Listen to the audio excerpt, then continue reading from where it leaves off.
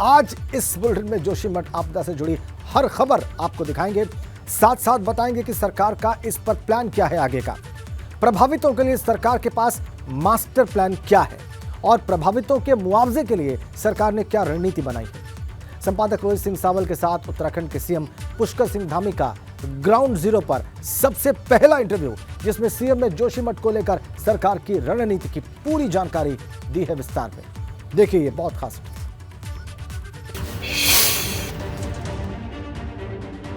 नमस्कार, एबीपी गंगा में आपका स्वागत है। मैं रोहित सिंह सावल और इस वक्त मैं जोशीमठ में मौजूद हूं और मेरे साथ मौजूद हैं उत्तराखंड के मुख्यमंत्री पुष्कर सिंह धामी जी। धामी जी, आपका स्वागत है एबीपी गंगा में। नमस्कार।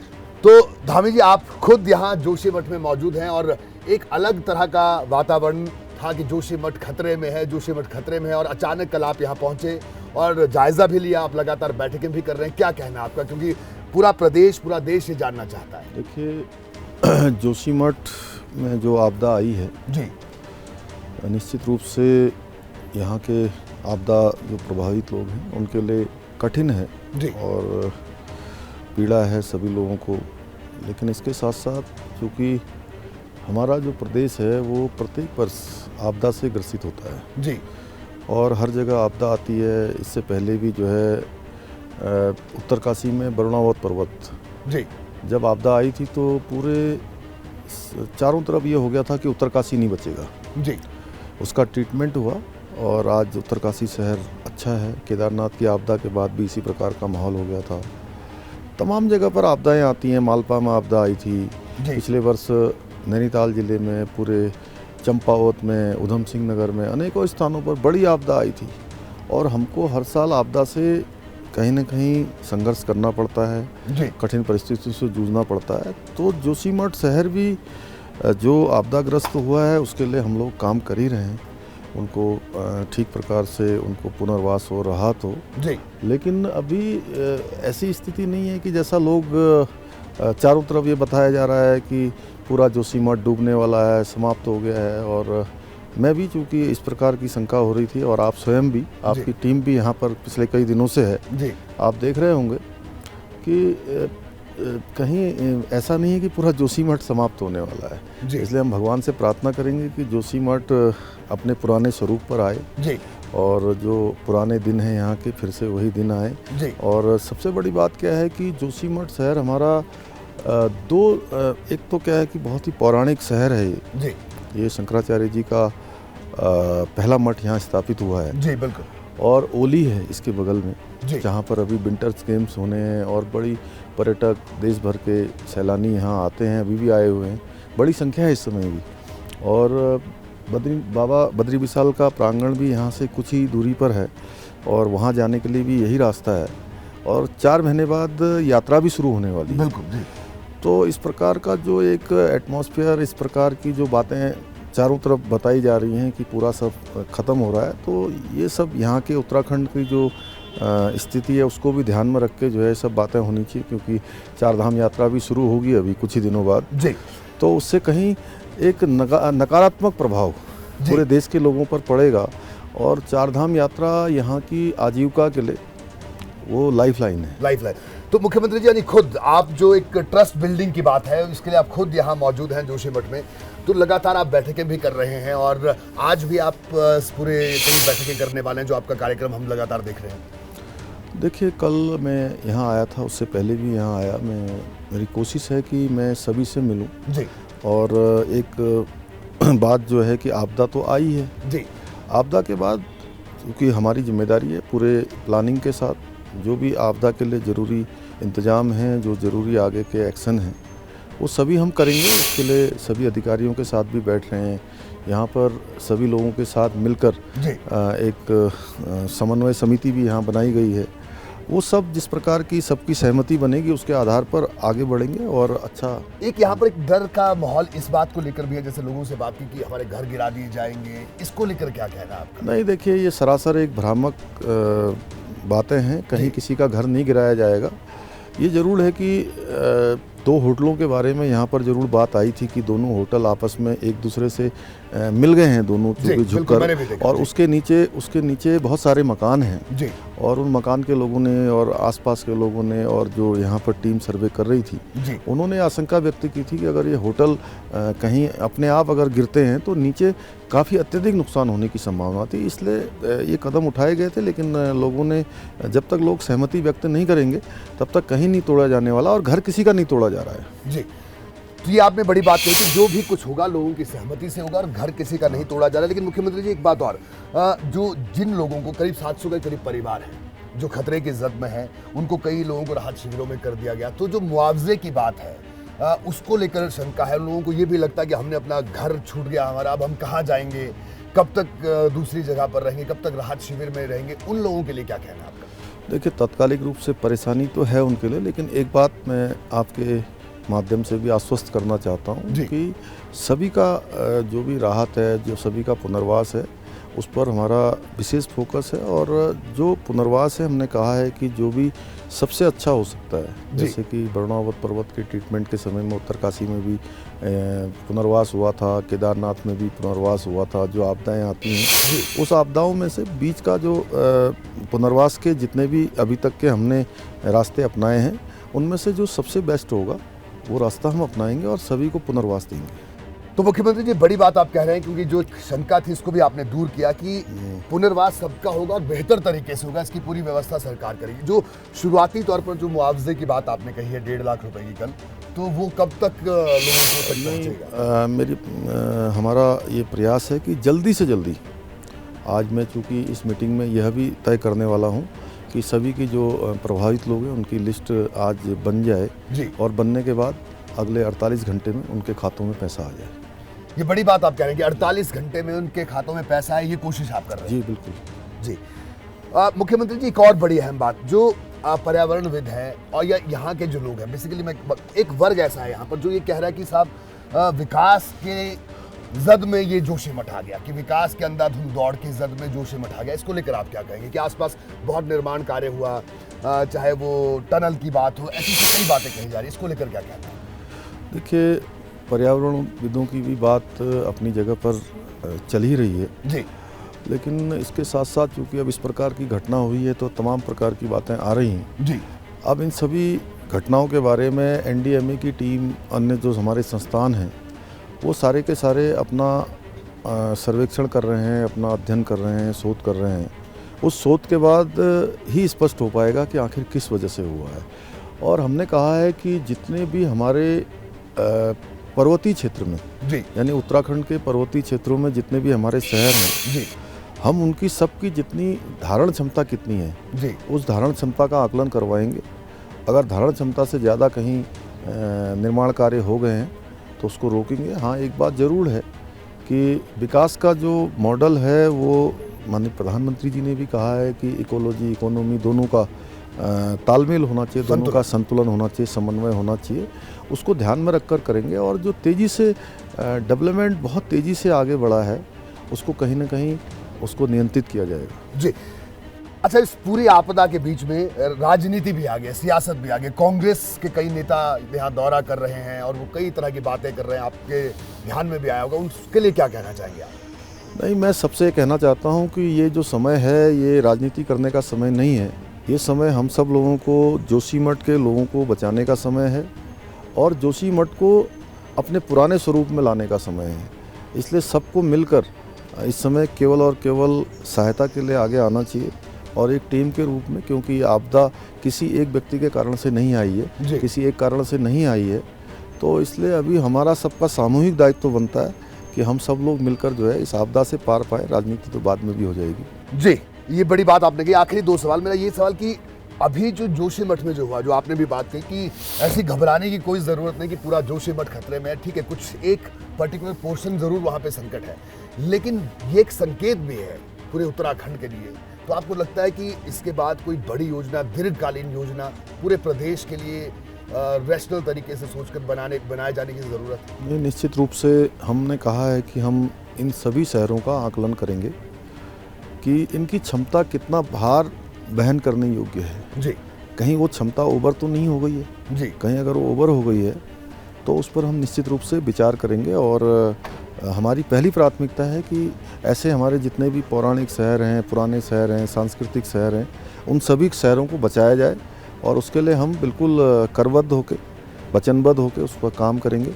हमारी पहली प्राथमिकता है लोगों को सुरक्षित करना। जी, तो केंद्र सरकार से भी कोई राहत पैकेज या मदद की बातचीत आपकी चल रही है या मिलेगा, क्या कहना है इसको? नहीं, देखिए, माननीय प्रधानमंत्री जी ने पहले दिन ही स्वयं यहाँ की सारी स्थिति की जानकारी ली है और जोशीमठ शहर के बारे में वो भली भांति जानते हैं। उनका यहाँ प्रवास भी रहा है, बहुत पहले के दिनों में आते जाते रहे हैं, इसलिए उन्होंने काफ़ी चिंता व्यक्त की है और एनडीएमए की टीम, भारत सरकार की सभी एजेंसियां यहाँ पर लगी हुई हैं, आकलन कर रही हैं और लगातार उनका कार्यालय भी काम कर रहा है।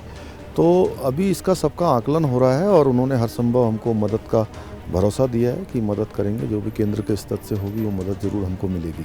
जी, एक आखिरी सवाल, तो आज दिन भर आप यहाँ पर बैठकें करेंगे और तमाम चीज़ें, जो स्थानीय प्रशासन है उसको, जो राहत शिविर है उसको लेकर किस तरह के निर्देश दिए गए मुख्यमंत्री जी? क्योंकि ठंड का मौसम है, लोग अपना घर छोड़ के पहुंचे। कल आया था तो मुझे कुछ बताया था कि राहत शिविरों में कुछ और व्यवस्थाएं लोगों के लिए होनी चाहिए, क्योंकि कठिन समय है, छोटे छोटे बच्चे हैं जी, तो उन सभी की ठीक प्रकार से देखभाल हो, ठीक प्रकार से अभी उनको जो भी आवश्यक चीज़ें हैं वो सब ठीक प्रकार से मिलें और जितना सुविधाजनक हो सकता है, जितनी उनकी सहायता हो सकती है वो सब प्रशासन करेगा। उसके लिए मैं आज स्वयं उसका कल मैं रात को गया हूँ, आप भी रात तक राहत शिविरों में जाने के बाद जो मैंने देखा है उनसे चर्चा करके मैं कोशिश करूँगा कि सभी लोग उस काम में लगें अच्छे से। जी, मुख्यमंत्री जी आपका बहुत बहुत शुक्रिया बीपी गंगा से बातचीत करने के लिए। तो मुख्यमंत्री पुष्कर सिंह धामी खुद मोर्चे पर मौजूद हैं और वो खुद तमाम जो राहत शिविर है उनका जायजा भी उन्होंने कल देर रात भी लिया। आज दिन भर तमाम अधिकारियों के साथ बैठक करने वाले हैं और इन आशंकाओं के बीच कि पूरा जोशीमठ खतरे में है, लोगों के बीच में खुद आगे आए हैं विश्वास जगाने के लिए कि कुछ हिस्सा जरूर खतरे की जद में है, उसको बचाने की कोशिश जारी है, लेकिन पूरा जोशीमठ खतरे में नहीं है। मुख्यमंत्री पुष्कर सिंह धामी ये बात लोगों को बताने के लिए यहाँ खुद पहुंचे हैं और लगातार अधिकारियों से बैठक कर रहे हैं और उनको निर्देश भी दे रहे हैं। और सबसे बड़ी बात उन्होंने ये कही कि कोशिश ये है कि अगले 48 घंटे में जो पीड़ित परिवार हैं, जो मुआवजे की एक अग्रिम राशि है वो उनके खातों में पहुंच जाए।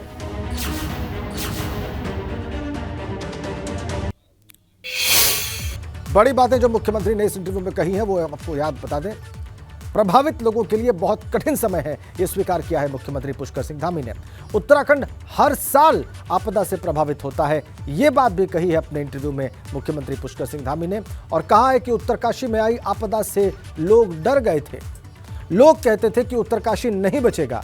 उत्तरकाशी का ट्रीटमेंट हुआ और वो ठीक हो गया, तो आशान्वित है मुख्यमंत्री। इस बयान से बहुत साफ जाहिर है कि उत्तरकाशी का उदाहरण देते हुए मुख्यमंत्री आशा जगा रहे हैं, आशा व्यक्त कर रहे हैं जो उनके मन में है। उन्होंने कहा कि उत्तरकाशी का ट्रीटमेंट हुआ और उत्तरकाशी ठीक हो गया। जोशीमठ के लिए सरकार काम कर रही है। जोशीमठ में अब ज्यादा खतरा नहीं है।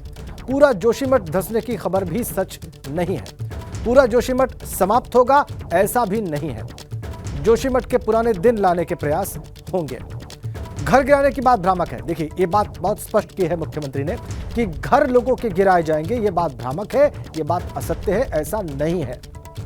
कहीं किसी का घर नहीं गिराया जाएगा और जब तक सहमति नहीं बन जाएगी तब तक घर नहीं तोड़े जाएंगे। दो होटल्स एक दूसरे से मिल गए हैं, लोगों में मकान पर होटल गिरने का डर बना हुआ है, इसलिए उस पर कार्रवाई की जा रही है, डिसमेंटल किया जा रहा है। और ये बात कल मुख्यमंत्री के सचिव आर मीनाक्षी सुंदरम ने भी कही थी। आज इस बात को एबीपी गंगा के साथ बहुत स्पष्ट कर दिया मुख्यमंत्री पुष्कर सिंह धामी ने। तो जोशीमठ से जुड़े हुए जो लोग इस खबर को देख रहे हैं उनके लिए बहुत ही महत्वपूर्ण बात है।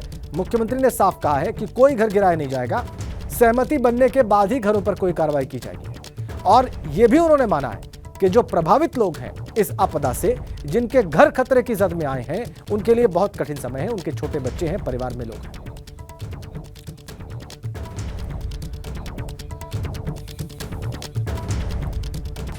तो फिर से आपको बताएं कि बहुत स्पष्ट किया है मुख्यमंत्री धामी ने कि घर नहीं तोड़े जाएंगे। देखिए,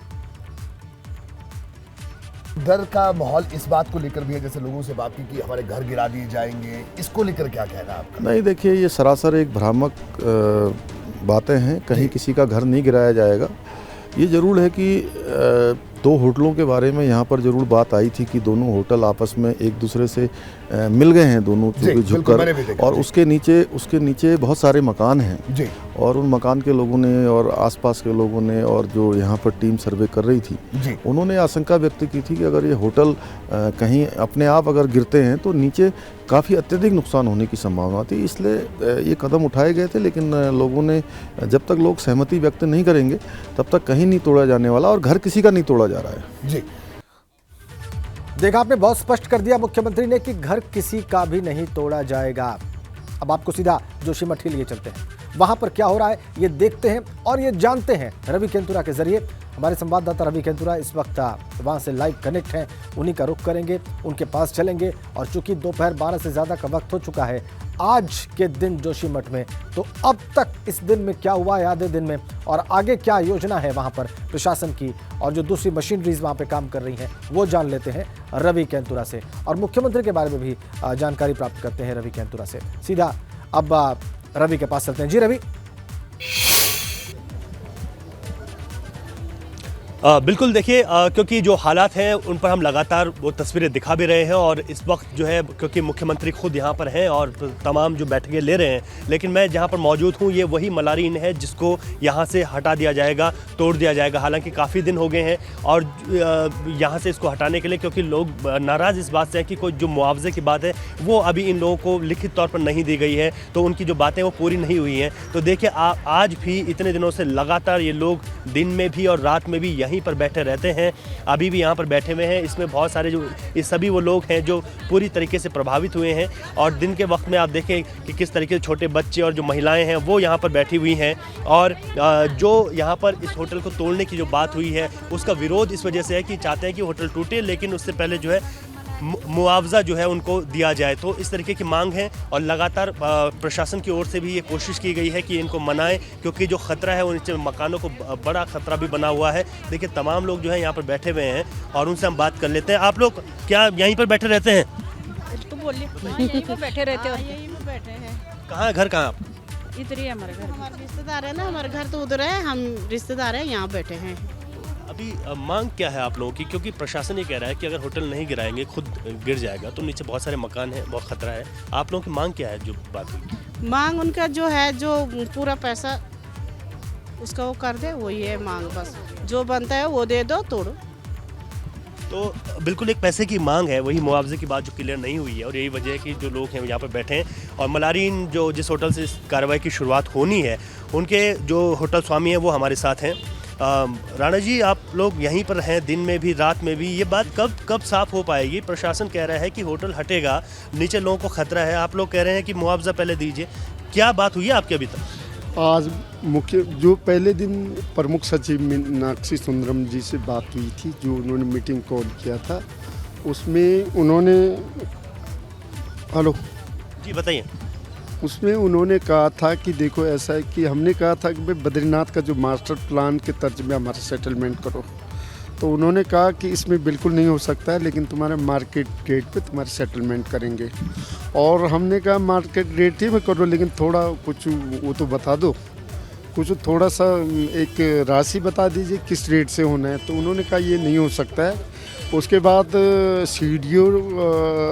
सीडीओ और ये लोगों से क्या बात? सीडीओ स्तर पे कई बैठक हो चुकी है हमारी, तो वो भी ऐसे ही कह रहे हैं। आप लोग क्या करेंगे? मैं तो बहुत मजबूर हूँ। आज तो उस दूसरे होटल के धक्का लगने से मेरे तो फटना शुरू हो गया। मैं मजबूर हूँ, कुछ नहीं कह सकता। अब तो मेरा तो मतलब मैं तो लाचार हो गया, मैं कुछ नहीं कर सकता। अब जो भगवान पे। राशि की बात की जाए तो कितनी मांग आप लोगों ने रखी है? 7 करोड़ मेरे तो ये सन 11 में तैयार हुई थी, 7 करोड़ मैंने लगाया था। मेरे मन में तो ये थी कि भाई देखो ऐसा है कि 7 करोड़ प्लस जो आज महंगाई बढ़ गई है, और उसके ऊपर जो मेरी ज़िंदगी है, क्योंकि हर महीने कमाता था मैं, उसके हिसाब से प्लस करके और उसको जोड़ करके जो भी होता उसमें भी आप नेगोशिएशन करें मेरे साथ, लेकिन ऐसा तो कुछ लगता नहीं, कोई बात नहीं हो रही, कुछ नहीं हो रही। देखिए 7 करोड़ से अधिक की मांग रख रहे हैं। अब मैं आपको बाहर लेकर चलता हूं, वहां पर देखिए जो स्थिति है वो दिनों दिन कैसे बिगड़ती जा रही है। जिन होटलों को हटाने की बात हो रही है वहां की स्थिति जो है दिनों दिन ख़राब होती जा रही है। वो तस्वीरें मैं आपको बताऊंगा कि बाहर से देखिए, एक बार फिर से उसी होटल पर आपको लेकर चलता हूँ जहाँ पर दोनों होटल आपस में चिपक गए थे और एक होटल दूसरे होटल के ऊपर जो है झुक गया है। वहाँ पर भी पूरी कोशिश की गई थी प्रशासन की ओर से कि इसको जल्द इसको ध्वस्तीकरण यहाँ पर किया जाए, लेकिन अब स्थिति तो भयावह हुई है। लेकिन उसके साथ ही अभी देखिए कितनी यहाँ पर ये जो पैच है ये पूरा पैच जो है अब नीचे बैठ गया है। ये मेन सड़क है और सड़क पर भी पूरी तरीके से खतरा है। देखिए पूरी सड़क को आप देख सकते हैं कि कैसे पूरे पैच जो है इसके नीचे बैठ गए हैं। होटल के पास की जो सड़क है, मतलब ये पूरी भू धसाव का जो क्षेत्र है, ये ऊपर मनोहर बाग से लेकर यहाँ तक पूरा भू धसाव का क्षेत्र है और कैसे जो है इसमें पूरी तरीके से दिक्कतें आ गई हैं। और यहाँ पर वो कह रहे हैं कि अब जो है जो होटल यहाँ पर है इस पे अब अंदर की तरफ जो है कुछ शीशे चटके हैं और कुछ होटल पे भी जो अब दरारें हैं वो देखी जा सकती हैं। ऊपर देखिए शीशे के बगल में पहले ये दरारें नहीं थी। दोनों होटल, एक होटल एक दूसरे होटल के ऊपर है। तो ये जो स्थिति है यहाँ पर बनी हुई, ये सबसे भयावह है, क्योंकि इस वजह से भी डराती है कि जो नीचे जो कॉलोनी है और नीचे जो आवाजाही है वो अगर ये इस तरीके से गिर जाते हैं अपना आप ही, जैसे कल यहाँ पर बर्फ़बारी हुई, अच्छी बर्फ़बारी हुई है ऊपरी इलाकों में, हालांकि शहर में बारिश हुई, बर्फ़बारी नहीं हुई, लेकिन ऐसे में अगर बर्फ़बारी यहाँ पर ज़्यादा होती है तो फिर जो है दिक्कतें यहाँ पर शुरू हो जाएंगी। लेकिन फ़िलहाल अभी स्थितियाँ उसी तरीके की बनी हुई हैं। लोग मानने के लिए तैयार नहीं हैं। मुआवजे की राशि की उन्होंने मांग की है और उस तरीके से प्रशासन की पूरी बातचीत उनके साथ अभी हो रही है, लेकिन उसके बावजूद भी अभी जो स्थिति है जस की तस है और सबकी नज़रें यही हैं कि जोशीमठ में इस तरीके की जो इमारतें हैं अगर ये यहाँ से ढह जाती हैं, धंस जाती हैं, तो फिर जो बड़ी दिक्कत है वो अगर सामने आती है तो उससे फिर कैसे निपटा जा सकेगा। क्योंकि पहले की तस्वीरें, आपकी तस्वीरें साफ बताती हैं कि कितनी दिक्कतें हो गई हैं। ये जो होटल है पूरी तरीके से अपनी नींव तो बहुत पहले ही छोड़ चुका था, लेकिन अब ये दरारें अब बहुत बढ़ गई हैं। पूरी नींव पूरा ये अलग हो गया है, सड़क से बिल्कुल अलग हो गया है होटल। अब ये अटका हुआ है। अब कब किस तरीके की सिचुएशन यहाँ पर बन जाए, ये तमाम चीज़ें हैं जो डरा रही हैं, लेकिन अभी लोग मानने के लिए तैयार नहीं हैं। इसी वजह मैंने वो आपको तस्वीरें दिखाई थी कि जो होटल के स्वामी हैं वो, उनके रिश्तेदार, वो तमाम लोग अभी भी इसी होटल के पास उसी ख़तरे में वो लोग भी बैठे हुए हैं जिस खतरे की आशंका सबको डरा रही है। और ये पूरा ख़तरा है, ये जो पूरा पैच है इस पर पूरा ख़तरा बना हुआ है। इसके ऊपर मकान बहुत बुरी तरीके से क्षतिग्रस्त हुए हैं, बड़ी बड़ी दरारें उन मकानों में हैं और यहाँ की स्थिति ये है। और इसके नीचे पूरी कॉलोनी है, वहाँ रोड है, वहाँ आवाजाही होती है, वहाँ पर लोगों को कब एक बड़ी दुर्घटना की जो आशंका है वो जताई जा रही है। लेकिन उससे पहले कैसे इन लोगों को मनाया जाएगा, कैसे उनके साथ प्रशासन बातचीत करेगा, वो एक बड़ा सवाल बना हुआ है। जी राज जी बिल्कुल रवि, आपने सारी तस्वीर दिखाई, आपने होटल मालिक से बात की, आपने महिलाओं से बात की और सारी तस्वीर हमारे दर्शकों को स्पष्ट हो रही होगी कि वहाँ पर क्या हो रहा है। जिन लोगों को करीब 700 के करीब परिवार है जो खतरे की जद में है, उनको कई लोगों को राहत शिविरों में कर दिया गया। तो जो मुआवजे की बात है उसको लेकर शंका है। उन लोगों को ये भी लगता है कि हमने अपना घर छूट गया हमारा, अब हम कहाँ जाएंगे, कब तक दूसरी जगह पर रहेंगे, कब तक राहत शिविर में रहेंगे। उन लोगों के लिए क्या कहना है आपका? देखिए, तात्कालिक रूप से परेशानी तो है उनके लिए, लेकिन एक बात मैं आपके माध्यम से भी आश्वस्त करना चाहता हूँ कि सभी का जो भी राहत है, जो सभी का पुनर्वास है, उस पर हमारा विशेष फोकस है। और जो पुनर्वास है, हमने कहा है कि जो भी सबसे अच्छा हो सकता है, जैसे कि बरुणावत पर्वत के ट्रीटमेंट के समय में उत्तरकाशी में भी पुनर्वास हुआ था, केदारनाथ में भी पुनर्वास हुआ था। जो आपदाएं आती हैं, उस आपदाओं में से बीच का जो पुनर्वास के जितने भी अभी तक के हमने रास्ते अपनाए हैं, उनमें से जो सबसे बेस्ट होगा वो रास्ता हम अपनाएंगे और सभी को पुनर्वास देंगे। चलिए सीधा रुख करते हैं हमारे सहयोगी रवि कैतुरा का, जो कि ग्राउंड पर लगातार रिपोर्ट कर रहे हैं, जोशीमठ को देख रहे हैं नजदीक से। फिलहाल जमीनी हकीकत क्या है, क्योंकि मुख्यमंत्री की इन बातों के बाद किस तरीके का इम्पैक्ट दिखाई दे रहा है, समझेंगे हम रवि से। रवि, ये बताएं, मुख्यमंत्री का रात्रि प्रवास करना, मुख्यमंत्री का जायजा लेना, मुख्यमंत्री का लोगों से बात करना, कितना इसका प्रभाव अभी ग्राउंड पर दिखाई दे रहा है और स्थिति क्या है? बिल्कुल, देखिए मुख्यमंत्री कल रात को तो तमाम जो राहत शिविर थे वहाँ पर लोगों के बीच गए हैं, वो तस्वीरें हमने दिखाई भी थी। लेकिन अभी जो सबसे बड़ी जो समस्या है वो उन्हीं होटल की बनी हुई है कि यहाँ पर जिस तरीके से मौसम बदल रहा है और जिस तरीके से सिचुएशन बढ़ती जा रही है। दरारों की बात करें, जो नींव पूरी तरीके से होटलों ने छोड़ रखी है, नीचे पूरी बस्ती है, तो किस तरीके से सिचुएशन से निपटेंगे, एक बड़ी दिक्कत जो है सबके सामने बनी हुई है। क्योंकि हम लगातार यहाँ पर दिखा रहे हैं कि जो हालात हैं यहाँ के, कैसे धीरे धीरे ज़मीन जो है अब आगे और ज़्यादा धंसती भी आपको दिखाई देगी। देखिए अब सामने की तरफ भी मैं आपको दिखा देता हूँ कि होटल के जो सामने वाले जो होटल हैं इनको रेड क्रॉस कर दिया गया है, इन सभी को भी यहाँ से तोड़ा जाना है। लेकिन यहाँ पर जो शुरुआत के दिन थे और जो आपके दिन थे उसमें देखिए, क्योंकि ज़मीन नीचे से धंस रही है तो आप ये देख सकते हैं कि यहाँ पर जो सीढ़ियाँ हैं ये कैसे इस तरीके से उखड़ गई हैं। ये देखिए, तो ये पिछले कुछ दिनों में नहीं था, तो इसका मतलब ये है कि ज़मीन धीरे धीरे धंस रही है और जो नींव है जो घरों ने वो छोड़ी है वो अब जो स्थिति है वो और ख़राब हो सकती है। तो ऐसे में अब मैं सामने उसी होटल को एक बार फिर से दिखा देता हूँ कि वहाँ पर भी यहाँ के लोगों ने अभी बताया कि पहले के मुकाबले अब जो है ज़्यादा एक दूसरे पर जो चिपके हुए होटल थे एक दूसरे पर, वो देखिए अब ज़्यादा हो गया है वो पैच, क्योंकि ये पहले इस तरीके से नहीं दिखाई दे रहा था, अब ज़्यादा टेढ़ा हो गया है। तो ये इसका यही है क्योंकि ये अब सुरक्षित बिल्कुल भी नहीं है, क्योंकि यहाँ से इनको ढाया जाना है, कभी न कभी ये खुद ही धराशायी यहाँ से हो सकते हैं। तो यही वजह थी कि यहाँ पर तमाम जो टीमें आई थी उन टीमों ने इसको तोड़ने की बात कही थी, लगातार उन्होंने यहाँ पर बातचीत की, लेकिन फ़िलहाल जो यहाँ के जो लोग हैं वो इस बात को अभी मानने के लिए तैयार नहीं है और बात सिर्फ मुआवजे की है। देखिए कितनी बड़ी दरार है जहाँ पर हम इस वक्त खड़े हैं, और ये जो ऊपर का जो होटल ये जो बना हुआ है इसे देखिए बिल्कुल बिछड़ गया है इससे, ये इसने छोड़ दिया है इसको, ये पूरी नींव जो है इसकी ख़त्म हो चुकी है, कभी भी धराशायी हो सकते हैं, ये तस्वीरें साफ तौर पर दिखा रही हैं। लेकिन जिस तरीके से अभी लगातार काफ़ी दिन हो गए हैं और उतने दिनों बाद भी कोई एक समाधान नहीं निकल पाया है, तो उसके बावजूद अब जो चिंता है वो इस वजह से बढ़ रही है क्योंकि अब मौसम जोशीमठ में बहुत बदल गया है। कल अच्छी बर्फबारी हुई है और अगर यहाँ पर जो शहर है जहाँ पर ये होटल है यहाँ पर भी बहुत बर्फ़ गिरती है, हालांकि इस बार यहाँ अभी बर्फबारी नहीं हुई, बारिश हुई है, लेकिन जिस तरीके का मौसम है अगर यहाँ पर बर्फबारी होती है और ये जो बड़ी बड़ी जो दरारें हैं इन दरारों के अंदर बर्फ़ और बारिश होती है तो स्वाभाविक है कि यहाँ पर इस पर एक दबाव बनेगा और जिस घटना की आशंका जताई जा रही है वो हो सकती है। लेकिन बड़ी बात ये भी है कि तब से लेकर अब तक प्रशासन के लोग, यहाँ पर CBRI के लोग जिनकी निगरानी में इसको गिराया जाना था वो तमाम लोग आए, लेकिन फिर भी बात कुछ साफ नहीं हो पाई और यही वजह है कि लगातार इस तरीके की जो स्थिति है यहाँ पर बनी हुई है। और इस स्थिति से कैसे निपटा जाए उसके लिए प्रशासन ने कहा इसको ढाया जाएगा, लेकिन जिन लोगों के ये हैं वो मानने के लिए तैयार नहीं हैं, उनकी मुआवजा राशि की काफ़ी मांग है। अभी हम ऑनर से बात कर रहे थे, उन्होंने कहा 7 करोड़ रुपये मैंने लगाए और प्लस जो और खर्चा है वो भी सरकार दे। तो इस तरीके का कोई अभी सिस्टम में कोई देने के लिए कोई नीति नहीं बनी गई है कि इस तरीके के पैसे दिया जाएगा। हालांकि यहाँ पर जो आपदाएं आए, केदारनाथ की जो आपदा आई थी उस तर्ज पर और बद्रीनाथ में जो मास्टर प्लान बन रहा है उस तर्ज पर यहाँ पर लोग बात कर रहे हैं, लेकिन अभी इसी बात को लेकर चर्चा है और इसी वजह से मुख्यमंत्री लगातार बैठकें कर रहे हैं, उन समितियों के साथ बैठक कर रहे हैं जो यहाँ पर मुआवजे के लिए बनाई गई हैं, क्योंकि अलग अलग सिचुएशन है, किसी के होटल हैं तो किसी की दुकान है, किसी के मकान है, किस तरीके से दिया जाएगा पैसा ये वो है। लेकिन यहाँ पर हम लोग खड़े हैं, ये लोग खुद जो यहाँ के जो होटल स्वामी हैं, जो उनके रिश्तेदार लोग यहाँ पर बैठे हुए हैं, तो वो एक बड़े ख़तरे में बैठे हुए हैं, इस बात से इनकार नहीं किया जा सकता है, क्योंकि यहाँ पर चाहे सड़क हो चाहे होटल हो, ये दिनों दिन इसकी जो दरारें हैं वो बढ़ रही हैं और एक बड़े ख़तरे में ये तमाम लोग यहाँ पर हैं। तो लगता है कि बहुत जल्द जो है इसको ढाया जाना बहुत ज़रूरी हो गया है। अगर ऐसा नहीं होता है तो किसी बड़े ख़तरे की बात जो है यहाँ पर देखी जा सकती है, क्योंकि देखिए जिस सड़क पर मैं हूँ, सड़क को देखिए कैसे धंस गई है पूरी तरीके से, किस तरीके से यहाँ पर दरारें हैं, सड़कें धंस गई हैं, क्योंकि पूरी आवाजाही है, इस मार्ग पर पूरी आवाजाही हो रही है।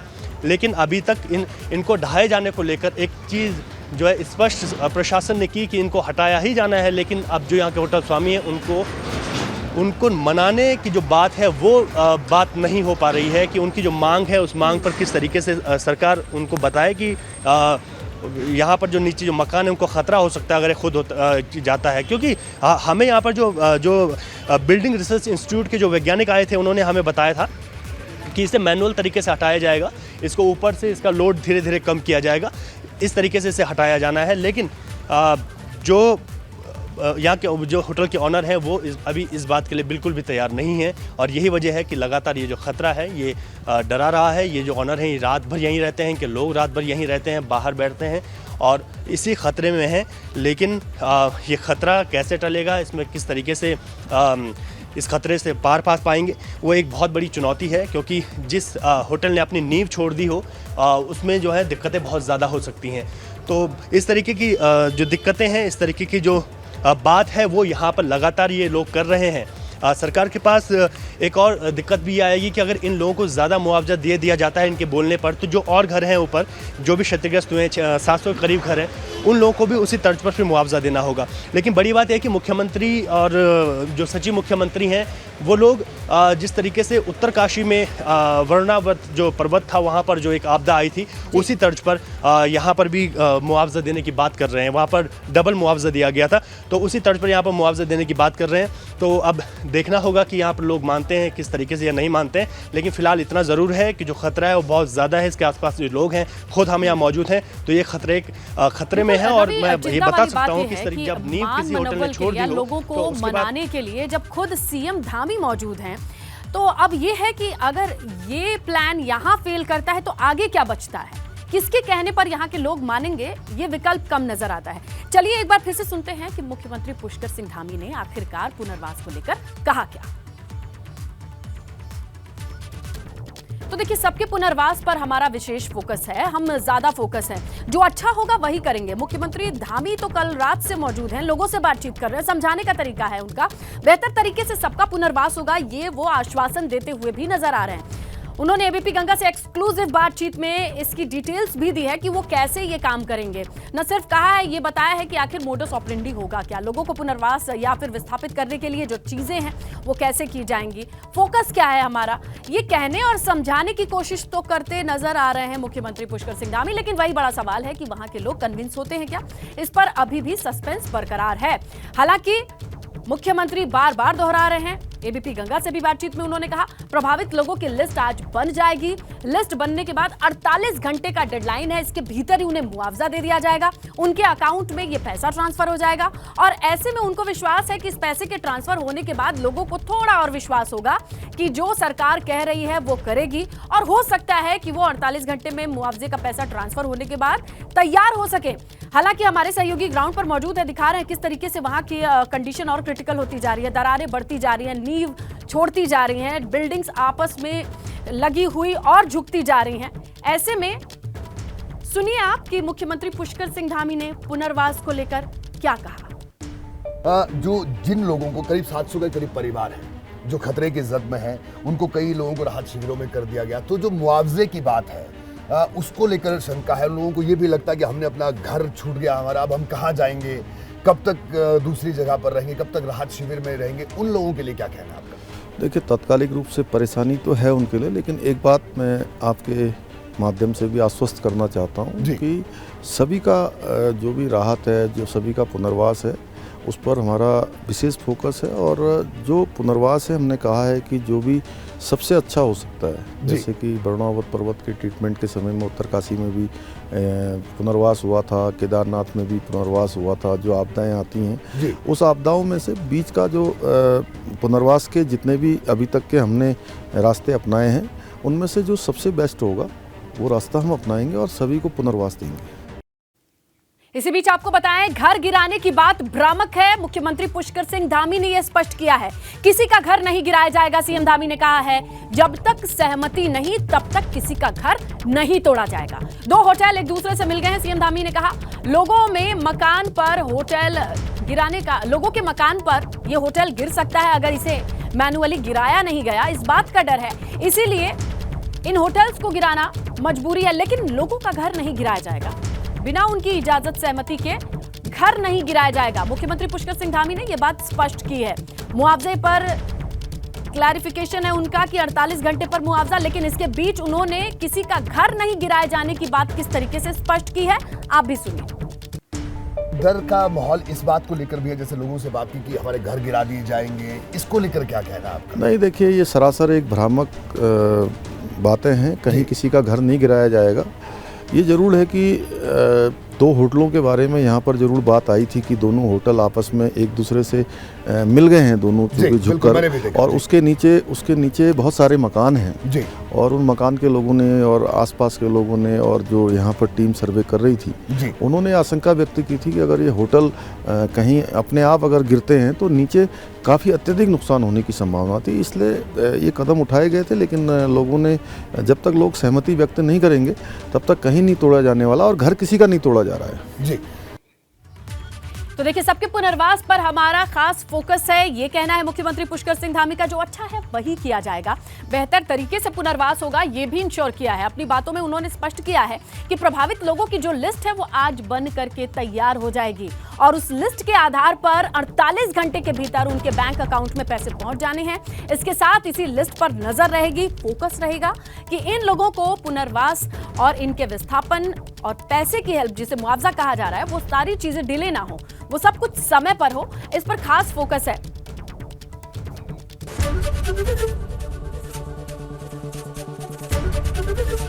एबीपी गंगा, खबर आपकी, जुबान आपकी।